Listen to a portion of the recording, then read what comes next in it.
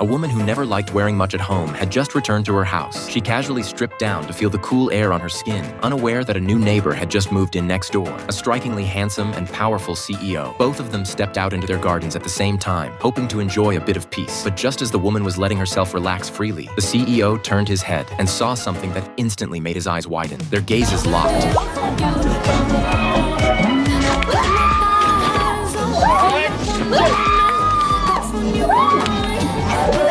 The woman went straight to his apartment to confront him and got furious because this man wasn't a stranger. He was once one of South Korea's top investment ministers, but he suffered from a rare illness, one that caused hallucinations. That day, while in the middle of a business meeting, his condition suddenly flared up and he collapsed, requiring emergency hospitalization. At that very moment, a doctor named Sarah was enjoying her afternoon in the sun. A cafe staff member came out to tell her coffee was ready. Just a moment later, it disappeared. Sarah got confused and asked, "Where's my coffee?" The staff pointed to the table and said it had just been placed there. Looking around, Sarah spotted a man, Sean, not far away, holding a cup of coffee. She walked up to confront him, but Sean's response caught her completely off guard. Sarah had been ready to argue, but seeing the man in front of her, with one foot in a leather shoe and the other in a house slipper, she hesitated. He looked so lost and pitiful that Sarah thought maybe he ate too much sea cucumber and lost his mind. So she let it go. What Sarah didn't realize at the time was that this silly-looking man would later become her Prince Charming. Days later, they crossed paths again. Sarah instantly recognized Sean, but Sean had no idea who she was. She was shocked. How could he not remember? Turns out, when they had first met, Sean had secretly left the hospital under the influence of a sedative. He had no memory of stealing the coffee. To Sean, Sarah was just a stranger. Trying to prove the truth, Sarah asked the cafe staff to confirm the story, and then boldly snatched the coffee cup from Sean's hand. Sean got annoyed and chased after her and took it back. Sarah insisted again, "You stole my coffee last time," but Sean refused to admit it. "Do you think someone of my status would just take someone else's drink?" Sarah thought to herself, it's not worth fighting over a coffee. So she gave the cup back, but as she did, she accidentally spilled it, burning her own finger in the process. The pain and the way Sean reacted finally pushed Sarah over the edge. First he steals my coffee, now he acts like I'm dirty? Determined to teach him a lesson, Sarah pulled a harmless prank in retaliation.